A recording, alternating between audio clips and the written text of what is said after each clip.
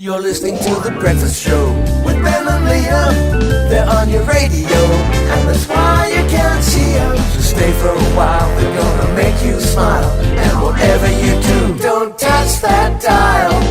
You're feeling fine, waking up to the sunshine with Ben and Liam.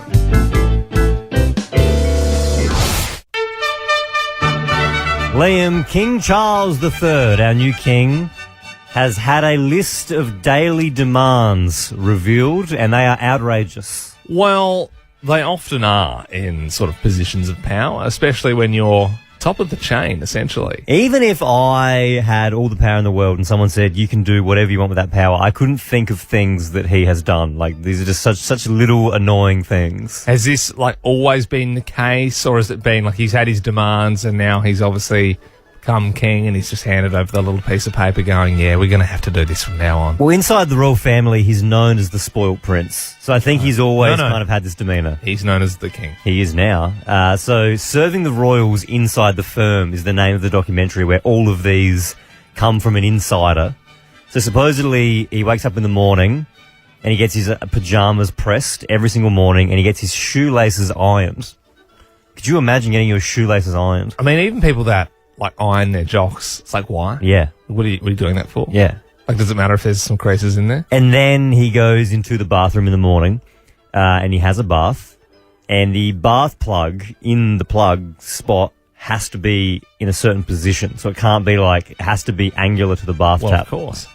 I mean, that'd throw your whole day out, wouldn't it? Of course it would. It has to be filled up exactly halfway, and the water temperature has to be tepid.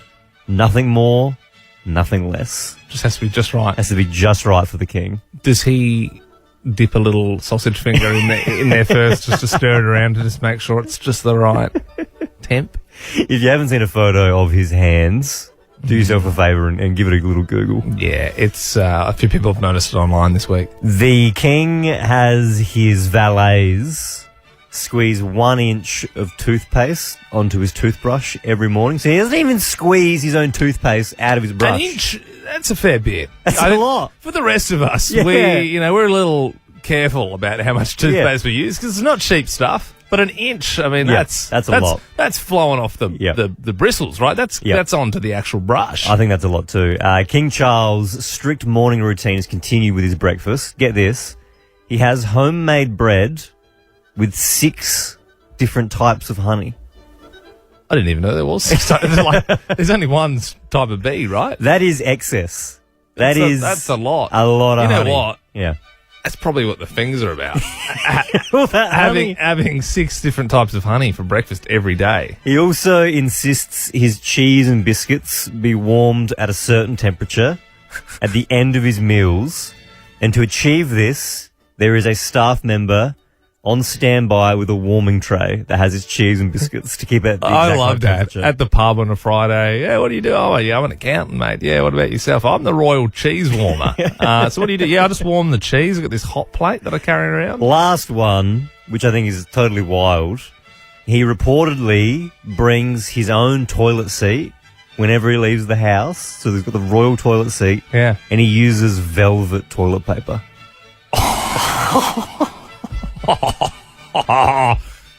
A, it wouldn't feel good. It wouldn't do the job. B, is someone washing it? Because in this day and age, I mean, maybe the reusable things that are bad. I'm assuming they're just chucking it out. Yeah. And C, do you think he jokes around and calls it his throne? I hope he does.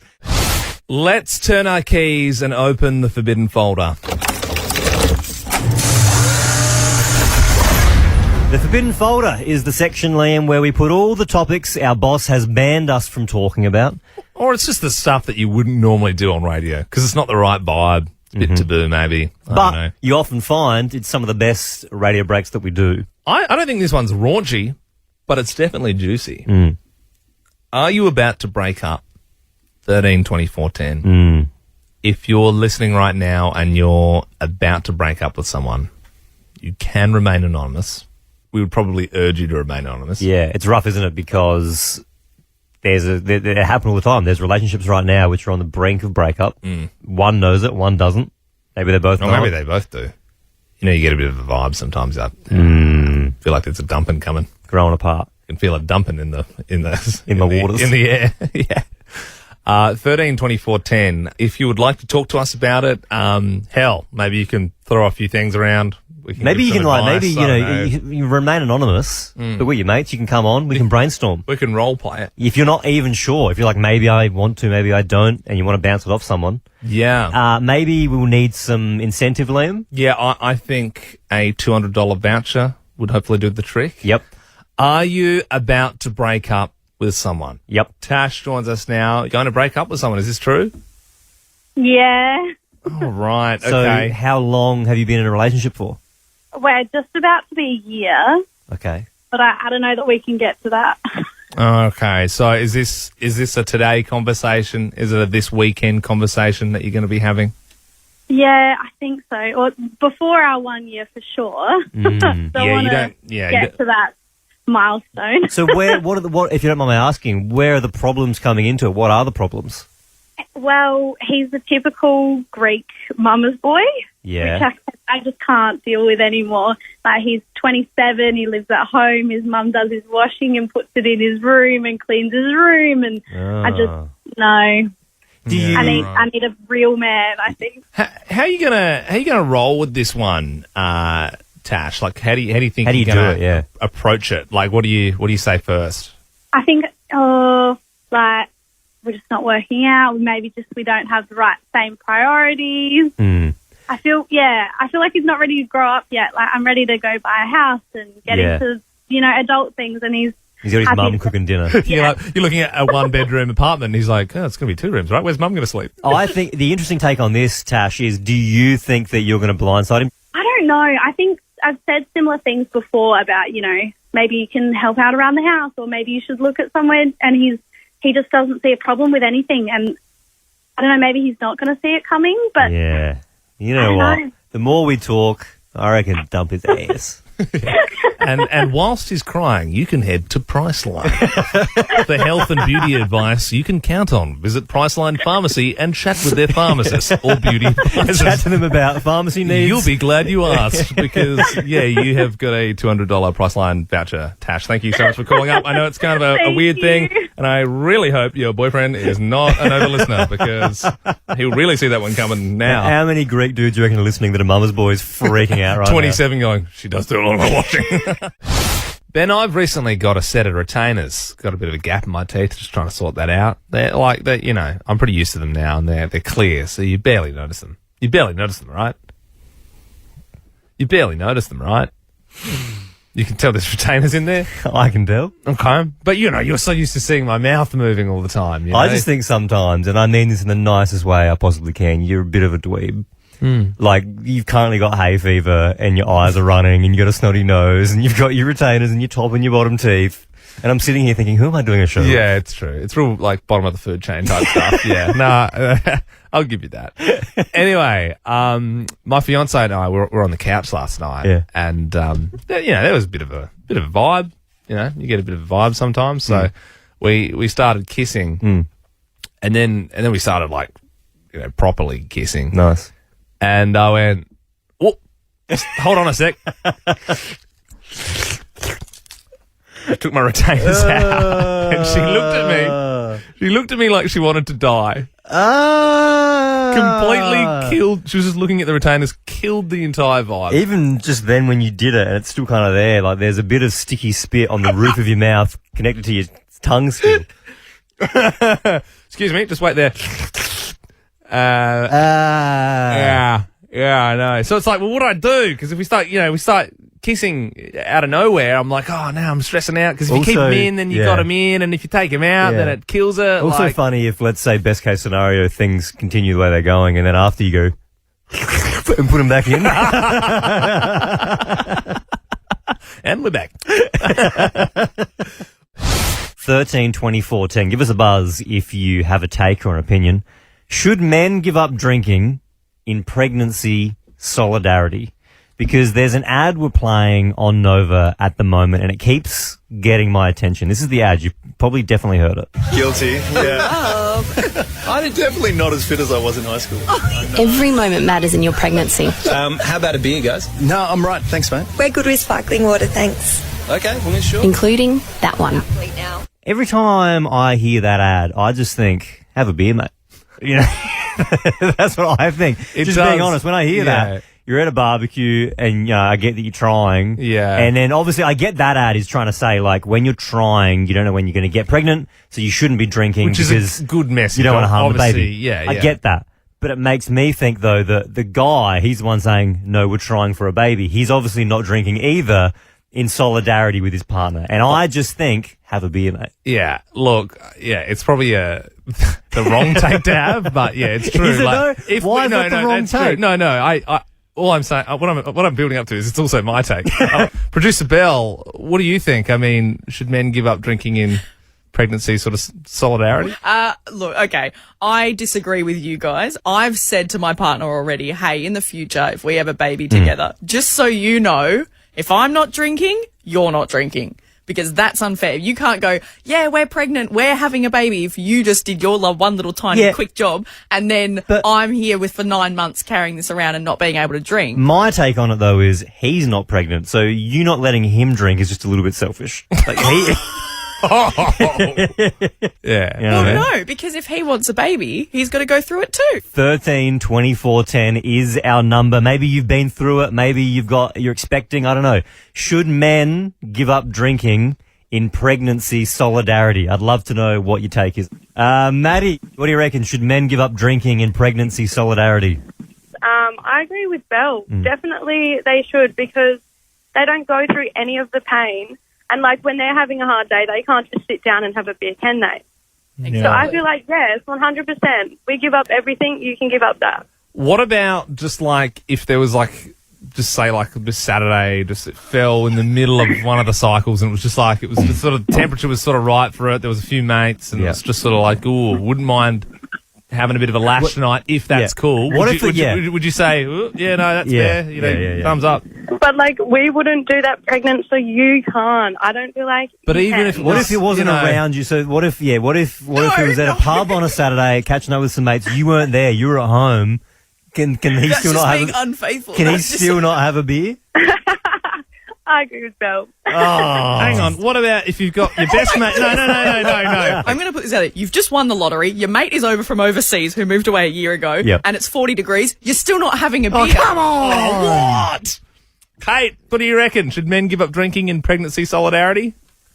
So while you're trying to get pregnant, I think the guys should give it up as well, because it can impact the ability to get pregnant. Okay. But once a girl's pregnant, nah, I think a couple of drinks is fine, as long as if there's an emergency, you can help out. Yeah. And the international symbol for just a couple is 10. How many you had? Just a couple, mate. Yeah. I must admit, I didn't think that would go my way there. Yeah. But it definitely has, which is nice. Feels good to be on the winning team. Go have a beer. Let's just go to one more who's just come through. Sky joins us. What's your take? So my take is men should be able to drink. My husband had to put up with my hormonal self for 9 months, and it was damn hard for him. Bell versus the world. Yeah. It's producer Bell versus the world. You're on Nova. Alright, ask us anything you like. Ask us anything you like. Yep, the most tone-deaf singers in all of radio, Ben and Liam, about to do Ask Us Anything. So you can text us 0400 919 919. Any question you can think of, and we will do our best to answer it truthfully. Producer Bell, do we have a few questions? Oh, we do. I'm going to kick off with one that is my personal favourite so far. Question number 1. Is it ethical to eat meat? Liam, what do you think? Is it ethical? Probably not. Do I do it? Yes. I think there's definitely a detachment there for me, if I'm being honest. When I look at mince, I don't see a cow. I see mince. And that's probably why I'm okay Well, that's with because it is mince, not a cow. Yeah, I know, but it's minced cow. But if they marketed it as minced cow, no one would buy it. I'd still buy it. Oh, I'm just going to go to the shops and get some minced cow. So you're... I'm saying it's not ethical, but I'm still doing it. And Ben? Yeah, well, I think on a mass scale, it's not ethical, but I think that if everyone... You should be able to do it yourself. I agree with that. You should be able to butcher it yourself, otherwise you shouldn't be able to eat it. Yeah, okay. And I know that you could. Oh, definitely. I grew up, like, Dad used to butcher the cows, and then he would, like, mince them in the kitchen. So, like, we had a giant mincer. Bell's crying. that he would get Just up. stop, man. She's a vegetarian.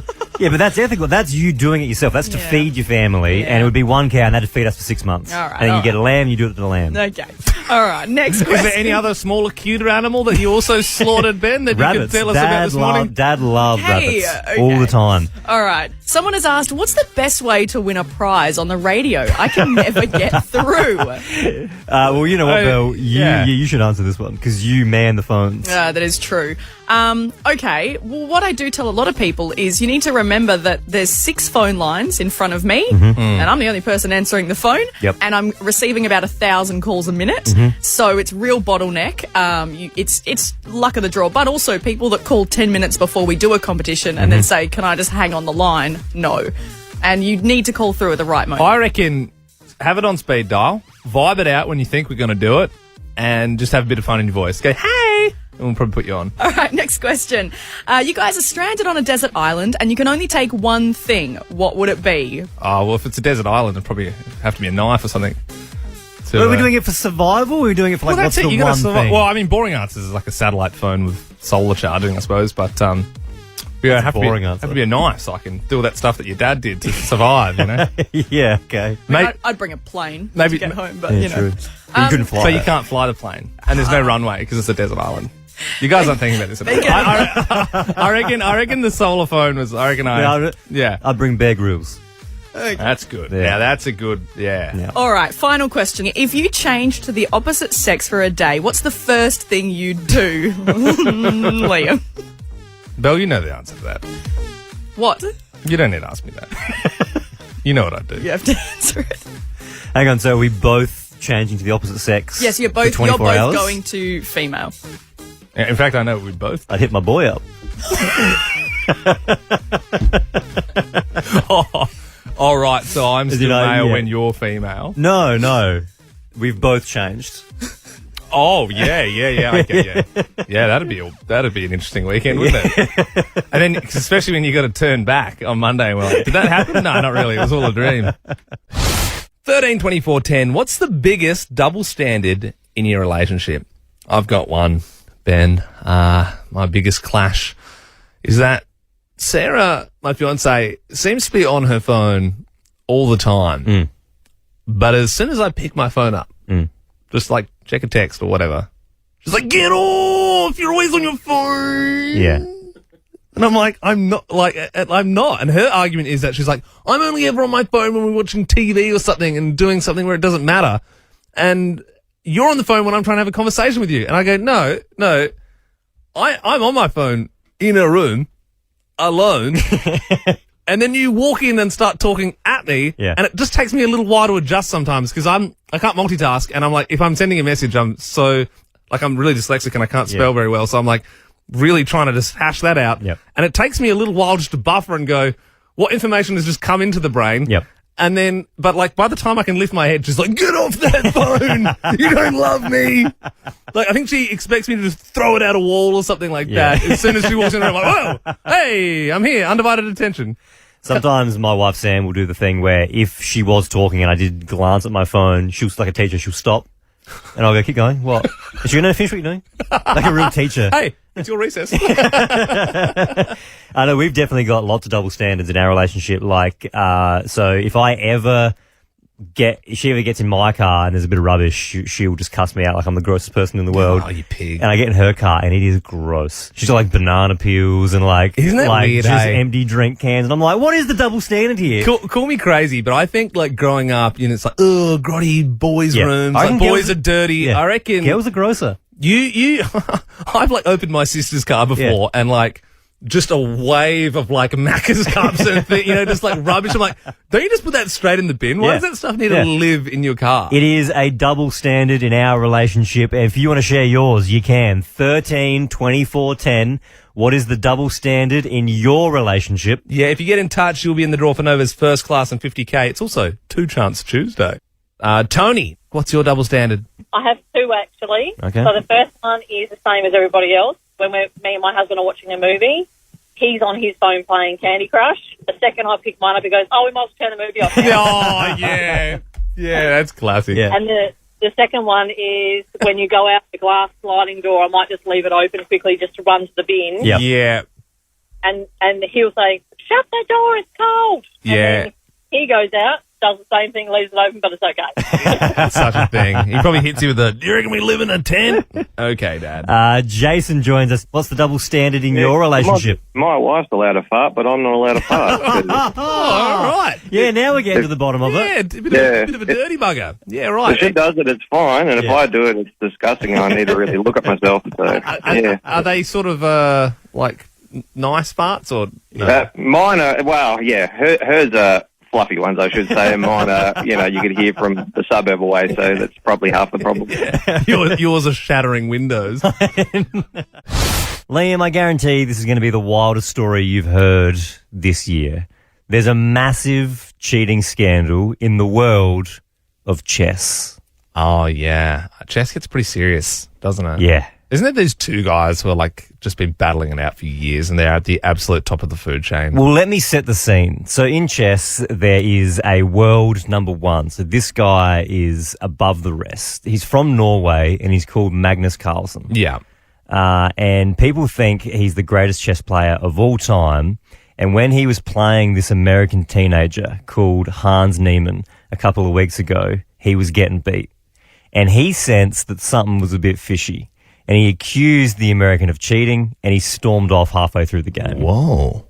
Now, the American guy completely denied it. He said, I'm just better than him. And the champion was ashamed that he was losing to me. Yeah, well, I mean, that's the thing. If you are so used to winning, if someone were to knock Floyd Mayweather out, for example, I don't think he's going to take it particularly well. Yep. And you probably would be on the back foot originally, and you'd point the finger and say, it's their problem, it's not mine. Now, all of that was 2 weeks ago.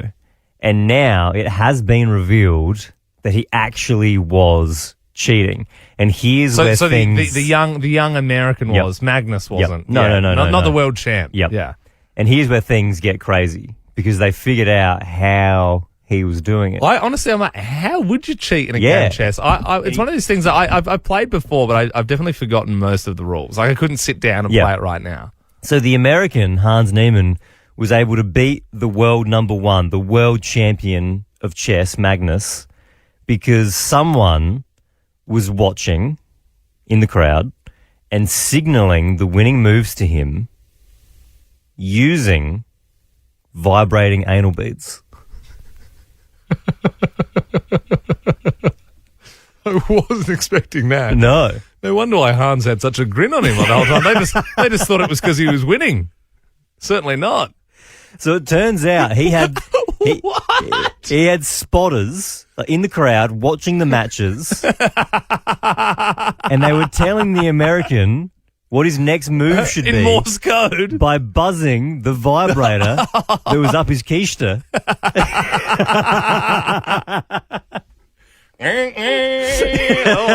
But move the rook forward.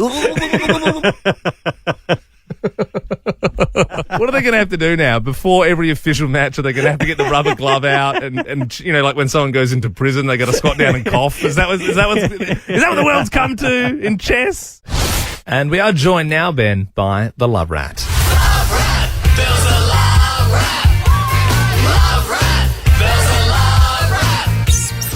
Hello. Loverat at novafm.com.au. This one is juicy. It says, hey, Loverat, I love my little sister so much. I'm 33 and she's 28. But we're in a big fight right now, and honestly, this is as tough a spot as our relationship has ever been in. I'm single, but I'm the kind of person who plans their whole life out. A bit like you, Belle. I know the venue I want to get married, to know what my future babies will be called, everything. Obviously, there's a bit of a problem there. She doesn't have a partner yet. Yeah, what about when you get your partner and they disagree? Who cares? Yeah. Then it won't work. Okay. We'll make it work. She said she also knows what song she wants to walk down the aisle to. It's a little bit of Ed Sheeran. Baby, now take me into your loving arms. first. I wouldn't say it's original. It's a beautiful song, though. But I'm sure there's a lot of people listening right now being like, oh, that's what I walked down to. That was my first dance. There's nothing wrong with that. Well, she said she told her sister this, but now that she's getting married in 2 months, she's told me that she stole the song and she's going to walk down the aisle to it. I'm so angry, Love Rat. Should I get over it? Is it a big deal? That be. Absolutely do not get over it. Yeah. This is huge, and I totally side with her. If she told her sister first, this is the song I'm going to have, she buzzed it, that's it, lock it in, dibs it. That's her song, and her sister is doing the dodgy. 13, 24, 10. What did your sibling steal? Was it a baby name? Was it the song you were supposed to do your first dance to? Was it something a little less significant but still annoying? 13, 24, 10. What did your sibling steal? We have got a $200 voucher to give away to our favourite caller here. So, give us a buzz. What did your sibling steal? Jess? My sister used to steal my clothes and then she'd sell them to her friends. Oh, my God. So I would... Her friends would come over and they'd be wearing like an item of clothing that I had been missing for a long time. And it took a while to figure out what was really going on. But eventually she owned up to it. But she made a bit of money from it. That's so nasty. Do you still talk? Like, what's the go? Yeah, we still talk. We were teenagers at the time. So, I can't, hold it against her for too long. We're adults now. So we still laugh about it. And she did apologise. But it was... yeah, obviously distressing for me being a teenage girl and having my clothes taken away. Absolutely. Older or younger sister? She was younger than me. That's annoying. That's annoying. Mum would have been rife after that came out. Remy joins us now. You're 13 years old, Remy. Is this you or your sibling that's doing the stealing?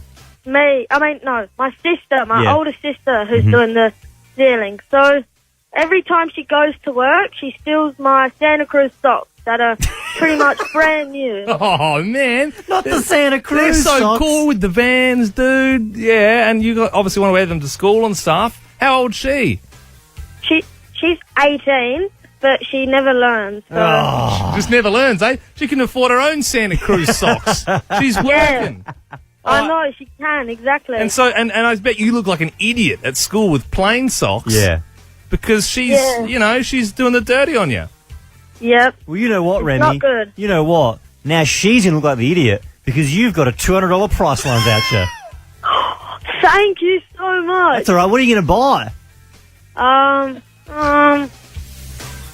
Maybe some more Santa Cruz socks. I don't know if they do Santa Cruz, dude. Yeah, it's not. You can get some nude by nature makeup. Yeah. You might be able to buy some, some links. I kind of want to check up with you, Remy, next week to see what you buy. Yeah. With $200. Yeah. This story comes with a warning at the top, okay? The cringe factor is pretty high. It's probably going to make you cringe a bit. So I just wanted to get that out of the way. A mate of mine was telling me about this brutal part of his childhood. I've known this guy for years, but for some reason he never told this story before. Maybe because he's tried to scrub it from his memory. But he was playing footy. He was in the under-10s. Mm-hmm. His dad was the coach, right?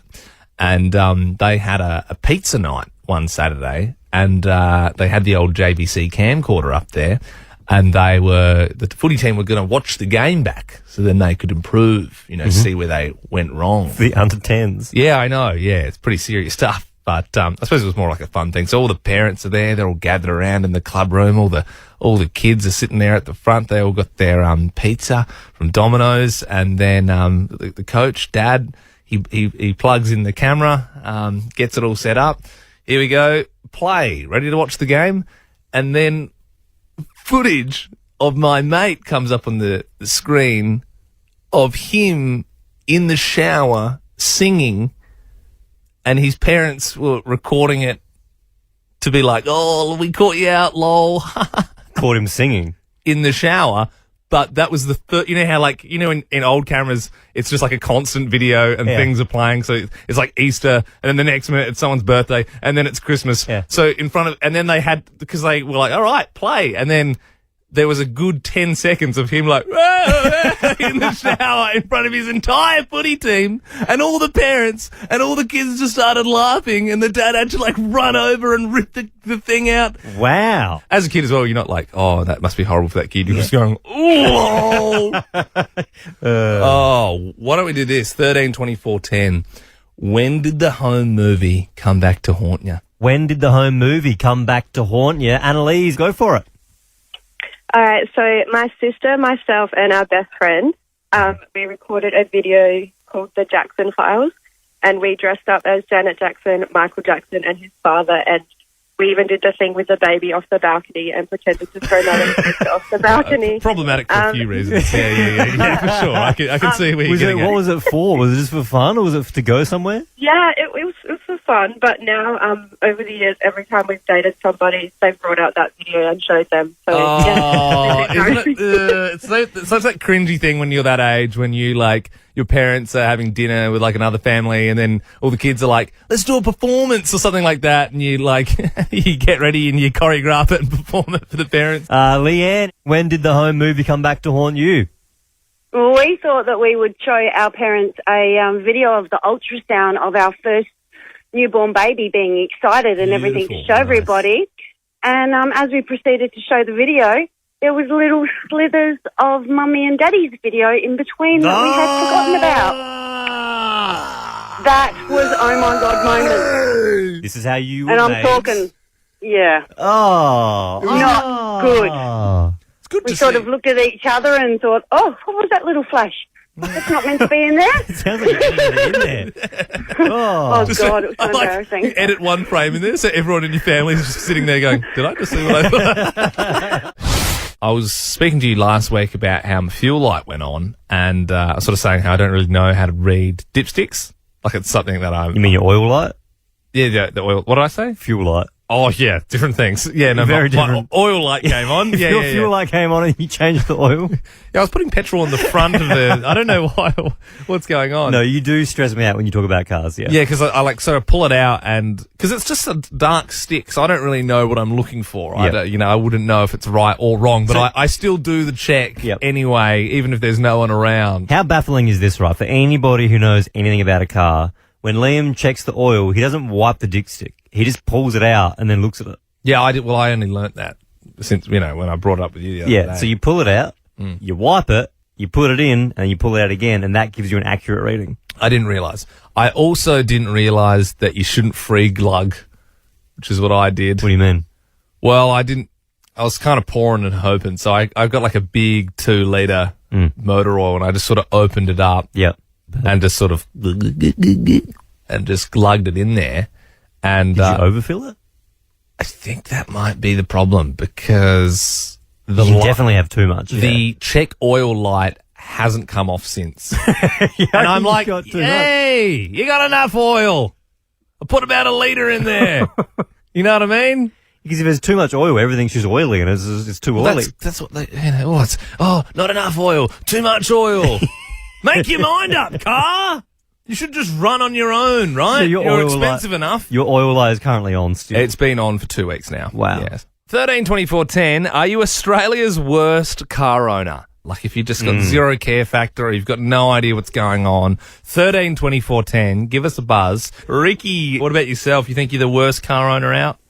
Yeah, so my husband's actually a mechanic, and one morning my car was making a funny noise and I rang him and he's like, oh, just turn the radio up for now, and I'll look at it when you get home. Yeah. And turns out my tyre was actually flat and I had people trying to wave me down on the side of the road, and I just thought they were waving at me, and I was like, whoa, this is really weird. That's so dangerous. Yeah, so it wasn't until I got to work that I realised that my tyre was flat, and I was like, oh my God, I've been driving like that. So Just driving on the rims. You must be so, and I mean this in the nicest way, you must be so oblivious because when your tyres go flat, you can't help but the steering wheel Ricky, shakes. I'm bad with cars, but I had a blowout and I felt it. You know about it. It was like something is seriously wrong here. Like I've got to pull over, otherwise I'm going to die. But you just blasted a bit of Lizzo on Nova and just went, it'll all be all right. Oh, everyone's waving at me. How nice. Last one, Nara, and this is your husband. He's the one bad with cars. Yeah, so, hi guys. he used to come home every day and his car would overheat and he'd have flames coming out the bonnet. Flames? So I was always panicking that it was going to happen on the road and his car would blow up or something. Yeah. But every day for a while there was flames coming out of the bonnet. You got to give me, Nara, you got to give me more than that. Why was there flames coming made me out? cough I was just sipping coffee because I was like, oh yeah, like we'll see what happens here. And you made me snort my coffee up when you said flames under sorry. the bonnet. I don't understand it myself, but the engine just would overheat all the time, and I gather there was just oil in it or on it or something. So because it was overheating, it would just catch on fire. So we'd smell it from inside the house and come running out to check everything was okay. But he'd go, oh yeah, it'll go out in a minute. We're not going to beat that. Yeah. We're not going to beat flames coming out of the engine. I got this picture of your husband in my head with a little fork just cooking sausages on the front of his bonnet as he's driving to work in the morning. Liam, I got in trouble with my wife, Sam, last night. We were getting into bed and the conversation turned to children, which we have none. And I can't remember exactly how it got to this point, but she said, you don't remember the future name of our daughter, do you? And I didn't, to be fair. Well, I mean, unborn. So you can't really be, but, you know, if she was 6, that's a problem. Exactly. Like if you forgot, then that's a problem. Exactly right. And I do remember having a conversation about probably 6 months ago where we turned the keys and we locked them in. We said, you know what? That's the girl's name and that's the boy's name. When eventually we have them, that'll be their names. Look, and we turned the key. I remember that conversation. You just don't but for remember the what you life said. of me, I couldn't remember what the name Bryony? Jeez, was it Barbara? I don't know. Was it something that didn't start with a B? I must admit, though, Ben, you know, we're probably a little while away from the kid stage, but we've turned the key on 2 names, and that I remember those, though. They're pretty long. Yeah. I'm sort of like, I'm sort of envisioning it, you know? And I could see her getting upset that I'd forgotten, so I'm stalling, saying stuff like, of course I remember, it's a beautiful name. Meanwhile, the cogs in my brain are working overtime, like steam coming out my ears. Like, what was that name? Was it Ben Jr.? Did you convince her that you'd remembered the name, or like what's happened? Did she have to tell you? Long story short, I eventually remembered it. I ended up getting it after probably 4 guesses. Well, fingers crossed she doesn't ask you for the boy's name tomorrow night. Am I right? What I want to know on 13-24-10, what did your partner forget? Are you, like my wife Sam, do you have a forgetful husband? Because there's a lot of them. If you get on air, you go on the draw for Nova's first class and $50,000. That's first class flights to anywhere in the world and $50,000 in your back pocket for you and 3 mates. Sky joins us. What did your partner forget? So, my partner forgot my birthday, even though the day before he made my birthday cake. Oh, right. Okay, so that's kind of a weird one, isn't it? How long had you been together, though? We've been together for 4 years. Yeah, wow. On the 4th year, we had probably been up for a good 3 hours until I had to go, excuse me. Yeah, that does happen, though. You know what, Sky? Like, my dad's 60th. I got him this awesome present. I'm going to take him overseas next year. He's a British guy, and we're going to go back to the UK and watch a Premier League game. So I'd really invested a lot in his birthday. But he actually got married. His actual birthday was the day Ben got married, and I just was preoccupied and thinking about that. And I remember speaking to him on the phone, like, hey, how's your weekend? I spaced. Didn't even say happy birthday to him on the actual day. I mean, birthday's pretty bad. I don't know if this is as bad or not, but I also forgot my wife Sam's middle name. Like, I just couldn't remember it. Yeah, that's bad. Yeah. That's real bad. For the life of me, I was like, what is it? What is it? Jane. Oh, you tried to catch me out, didn't you? Yeah, I did. Rochelle joins us now. What did your partner forget? He forgot our child. We were on a road trip and we stopped off for a bit of a stop. And we're back on the main drag, and about half an hour later we realised that we'd forgotten her. Half an hour? Oh my God. So where did you leave the kid? Where were they left? She was at like the local McDonald's, so she was fine. I don't know if she was. I don't know if I'd be leaving a child there for half an hour, that's for sure. We both got our keys and we're turning it to open up the forbidden folder.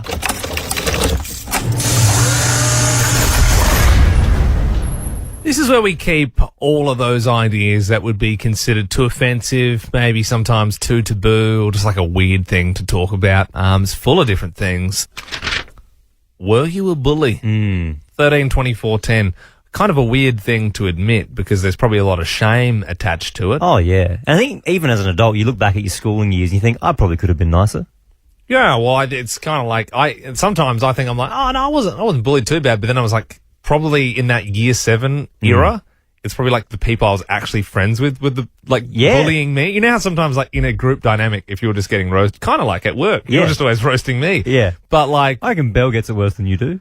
That's it. We're all copying it a little bit. But yeah, there's that thing where and then it took me a little while to realize, like, hang on, these people aren't like my friends. Like, you go and find your real friends. But look, if you were a bully, we would be interested in speaking to you about it. 13 24 10 is the number. We're joined now by Lucia, who was a bully. And good on you, Lucia, for A, admitting that, and B, obviously, I'm assuming turning your life around to the point where you're talking about it. What kind of things were you doing that made you a bully? Well, back in the day when I was young in high school, bullying, there was no education surrounding anti-bullying, and the culture that was learnt back then was that if you were different, you look different, you'll get picked on. So you either had to take the punches or learn how to punch. Yeah. So for me, I knew that I was bullying others, but it was a little bit like prison for me back in the day, where you just knew because you're ethnic, you're different, you're going to get picked on, you're going to be beaten up, people are going to call you names and everything like that. So I had to have this prison mentality. So what was the moment in your life you realised, I really shouldn't have behaved that way? To be honest, I already knew that it was wrong. Yeah. I did grow up in a really good home that taught me good values. Yeah. But you just had to do it to survive. Yeah, and obviously there's a lot more like education around it now. Absolutely. Yeah. Look, back then there was no talk with anti-bullying. Today we have, TV shows, we've got laws that protect. So I don't want my children to have to decide to do horrible things just to survive high school or just to survive at all as they grow up. Well, Lucia, good on you for doing good now. In hindsight, you look back and you go, you don't want your kids doing the exact same thing. Rochelle, you're also calling through. You were a bully in your younger years?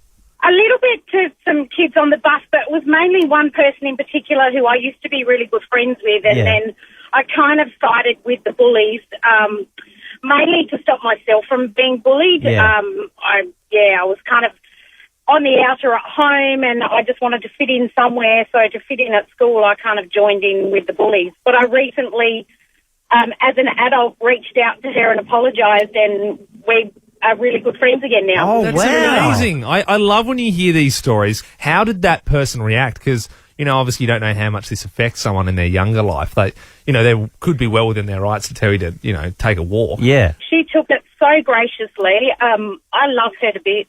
Oh, that's awesome. I always did, but it was a self-defense mechanism. You kind of either join the bullies or you got bullied yourself. Yeah. So, but what an amazing woman. I'm very proud of her. Good on you, Rochelle, for coming on and sharing your story with us. Good on you as well for reaching out as an adult. I mean, surely that's the thing that you'd have a lump in your throat going, oh, God. I mean, are they even going to remember? But obviously you wanted to get it off your chest. And it's good that you were, thinking about it all those years later. Ben and Liam is a Nova podcast. For more great comedy shows like this, head to novapodcasts.com.au.